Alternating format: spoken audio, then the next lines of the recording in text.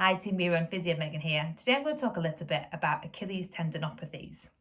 Now I've done a few videos on Achilles tendinopathies before, but I'm just going to recap some stuff and I'm going to do some additional videos to sort of just start building on how we would manage and address Achilles tendinopathies.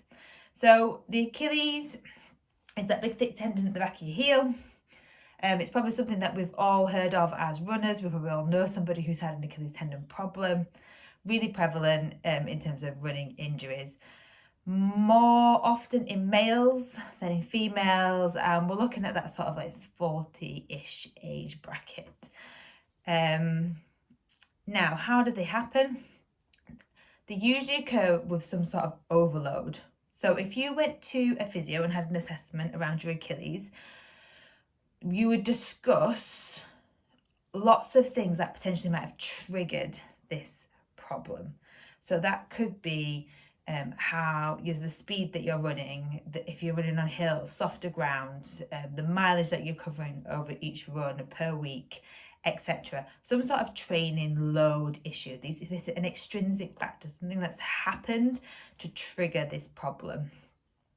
However, some people are more predisposed to Achilles tendon problems than others. So we also consider the intrinsic factors. And these will fall into two categories: the things that we can change. So that might be your strength, your power, whether you're potentially overweight, whether you have reduced ankle flexibility, and then the things that we can't change. That might be you've had a previous injury, you might be your gender, your age. So we have to consider the things that might have triggered it, but also what's your increased risk factor of having this problem, and that will help us to guide our management going forward. So how long does it take to get better? And the answer is that Achilles tendon problems can take quite a long time and require a lot of maintenance to get better. So we probably want to be managing Achilles tendon problems for at least 12 months. Now, that doesn't mean that you're not going to be running. It doesn't mean you're going to have to see a physio every week for 12 months. It means there's just going to have to be some real commitment from you to keep on top of it. So it's a real maintenance type injury in order for you to maintain running. There's some studies to show that even after 5 years, only 65% of people recovered and were completely symptom free. Up to 15% had a new occurrence of an injury, and 20% continued to get symptoms and had some ongoing deficits. Now, there's many reasons for those statistics within this study, but often it's this lack of a real individualized plan and this inability to maintain the rehab for a really long period of time. So it has to be realistic. So if you're looking to just get an Achilles tendon problem better so you can run a marathon or something like that, then it's, we've got to weigh up the pros and cons of that, especially if you're wanting to run long term going down the line. The other thing as well is getting a misdiagnosis of Achilles tendon problem.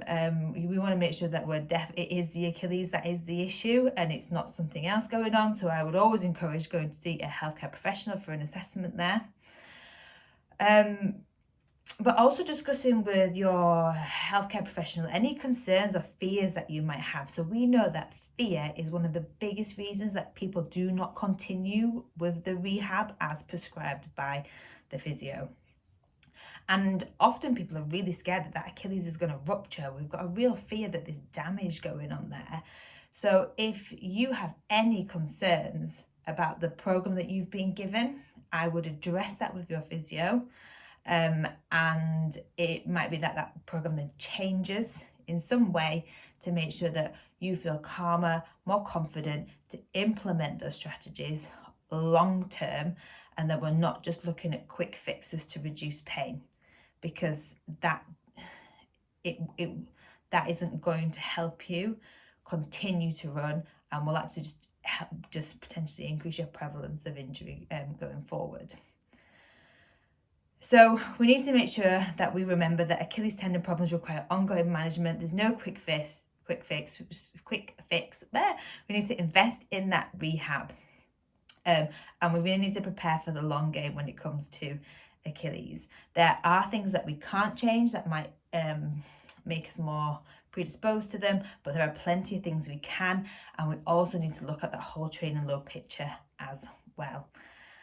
So just a brief introduction into sort of how I would start to look at Achilles tendon problems. I'm going to follow up this video with a little bit about implementing some strength and power to our rehab program. I hope you found that helpful. If you've got any questions, then please bob a comment below. Other than that, guys, happy running.